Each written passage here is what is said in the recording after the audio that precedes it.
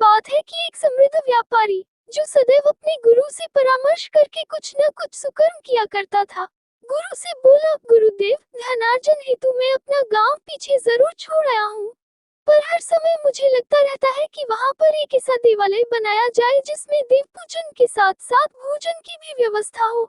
अच्छे संस्कारों से लोगों को सुसंस्कृत किया जाए, आश्रम को शरण मिले, वस्त्रहीन का तन ढके, रोगियों को दवा और चिकित्सा मिले, बच्चे अपने धर्म के वास्तविक स्वरूप से अवगत हो सके।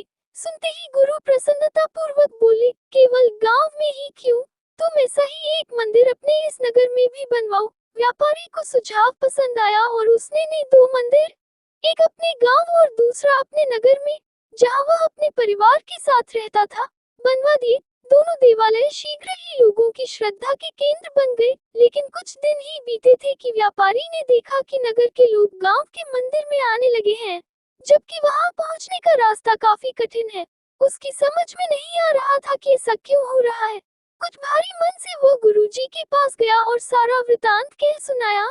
गुरुजी ने कुछ विचार किया और फिर उसे यह परामर्श दिया कि वह गांव के मंदिर के पुजारी को नगर के मंदिर में सेवा के लिए बुला ले। उसने ऐसा ही किया, नगर के पुजारी को गांव और गांव के पुजारी को नगर में सेवा पर नियुक्त कर दिया।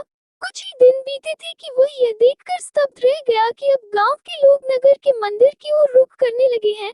अब तो उसे हैरानी के साथ साथ परेशानी भी अनुभव होने लगी। बिना एक क्षण की देरी के वो गुरुजी के पास जाकर हाथ जोड़कर कहने लगा, आपकी आज्ञानुसार मैंने दोनों पुजारियों का स्थानांतरण किया, लेकिन समस्या तो पहले से भी गंभीर हो चली है कि अब तो मेरे गांव के परिचित और परिजन कष्ट सहकर और किराया भाड़ा खर्च करके नगर के देवालय में आने लगे हैं। मुझसे यह नहीं देखा जाता। व्यापारी की बात सुनते ही गुरुजी सारी बात समझ गए और बोले, हैरानी और परेशानी छोड़ो, दरअसल जो गांव वाले पुजारी हैं, उनका अच्छा स्वभाव ही है जो लोग उसी देवालय में जाना चाहते हैं जहाँ वे होते हैं। उनका लोगों से निस्वार्थ प्रेम, उनके डर से दुखी होना, उनके सुख में प्रसन्न होना, उनसे मित्रता का व्यवहार करना ही लोगों को उनकी ओर आकर्षित करता है और लोग स्वतः ही उनकी ओर खींचे चले आते हैं।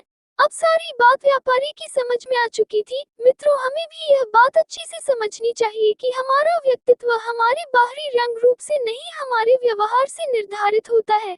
बिल्कुल एक समान ज्ञान और वेशभूषा वाले 2 पुजारियों में लोग कष्ट सहकर भी उसी के पास गए जो अधिक संवेदनशील और व्यवहारी था। इसी तरह हम चाहे जिस कार्य क्षेत्र से जुड़े हों, हमारी सफलता में हमारे व्यवहार का बहुत बड़ा योगदान होता है।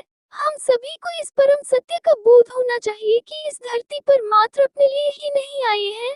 हमें अपने सुख दुख की चिंता के साथ साथ दूसरों के दुख सुख को जरूर बांटना चाहिए, उनसे मित्रतापूर्ण व्यवहार करना चाहिए, ताकि हम जहाँ पर उपस्थित हो वहाँ पर स्वतः ही एक अच्छा वातावरण बना रहे और सकारात्मकता की तरंगों से हमारा जीवन सागर लहलहाता रहे।